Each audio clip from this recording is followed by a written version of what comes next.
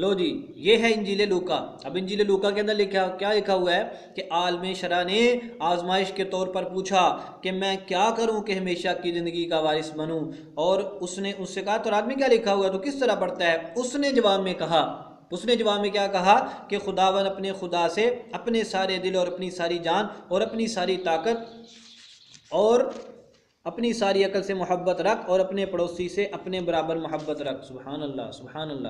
انجیل مرقس میں کچھ اور لکھا ہوا ہے، کتاب استثناء میں کچھ اور لکھا ہوا ہے، انجیل لوکا کچھ کہتی ہے، انجیل متی کچھ کہتی ہے۔ حالانکہ صحیح بات وہ ہے جو کتاب استثناء میں لکھی ہوئی ہے باب نمبر 6 میں، اور جو اس کے انجیل مرقس میں لکھی ہوئی ہے۔ انجیل لوکا اور انجیل متی کے اندر مسیحیوں نے، عیسائی پادریوں نے ہیرا پھیری کی ہے اور اصل آیت کو چھپایا ہے۔ اس سے ایک اور بات پتہ چلی کہ جو بندہ اس حکم کے اوپر عمل کرتا ہے، اس کو لازم پکڑتا ہے، وہ ہمیشہ کی زندگی پاتا ہے۔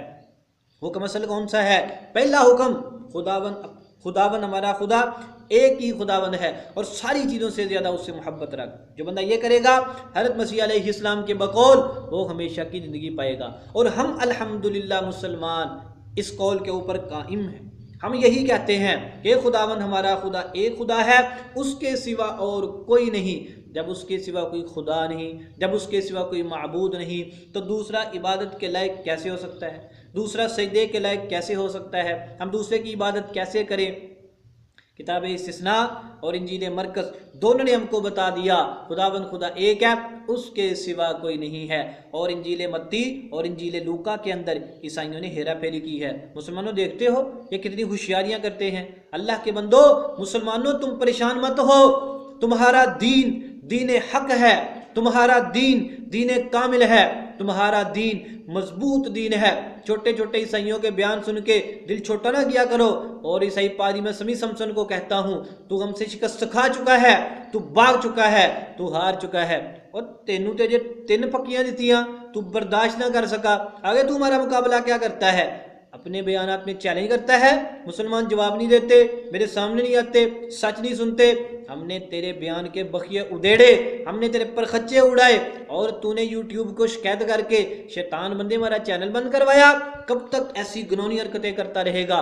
ہم انشاءاللہ جب تک ہمارے جسم میں جان باقی ہے ہم تیرا اور تجھ جیسے اور گستاخ محمد مصطفیٰ صلی اللہ علیہ وسلم کا مقابلہ کرتے رہیں گے۔ حضور پاک صلی اللہ علیہ وسلم کے بارے میں زبان درازی مت کر، ہم تیری زبان کو بند کرنا جانتے ہیں۔ اب دیکھ، پہلے ہم نے جیسے تیرا آپریشن کیا، تجھ پر ضروری ہے کہ ہماری ان آیتوں کا جواب دے۔ اور مسلمانوں مضبوط دل رکھو، اور جو مسلمان سمجھدار پڑھے لکھے ہیں وہ ان آیات کو یاد کریں، عیسائیوں کے سامنے رکھے اور ان سے پوچھیں کہ اس عقیدے کو تم کیوں نہیں مانتے؟ تمہاری کتاب کہتی ہے ایک خدا ہے، تم نے 3 کہاں سے بنائے ہوئے ہیں؟ تمہاری کتاب تو عقیدہ توحید دیتی ہے، تم نے کیوں عقیدہ تثلیث کو اپنایا ہوا ہے؟ سبحان اللہ۔ ہمارے نبی کے کیا کہنے، جب آپ کی بحث ہوئی تھی عیسائیوں سے، آپ نے اس وقت ارشاد فرمایا تھا، اللہ تعالیٰ قرآن پاک میں ارشاد فرماتے ہیں جو بات استثناء میں لکھی ہوئی ہے وہی قرآن پاک میں ہے، اور جو بات یہاں پر انجیل مرقس کے اندر ہے یہی نظریہ میں قرآن دیتا ہے۔ آپ اٹھائیں قرآن پاک کی سورہ آل عمران،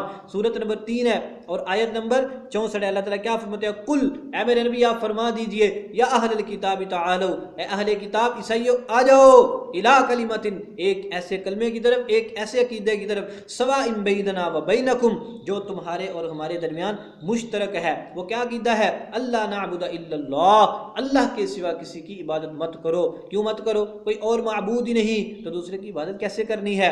ولا نشرک بہ شیئا، اور اللہ کے ساتھ کسی کو شریک نہ ٹھہرائیں۔ تو یہی بات ہم کہتے ہیں ہمارے نبی نے اس وقت بھی عیسائیوں سے کہی تھی۔ کیوں یہ حضور پاک صلی اللہ علیہ وسلم بات کیوں فرمائی تھی؟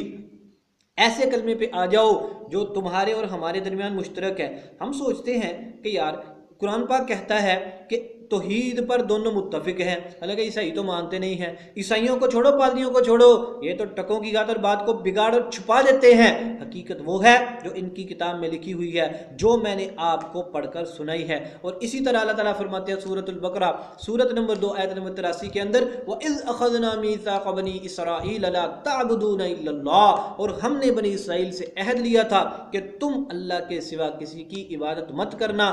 استثناء یہودیوں کی کتاب سے ہم نے دکھا دیا ہے، اس کو عیسائی بھی عہد نامہ قدیم کے طور پہ مانتے ہیں۔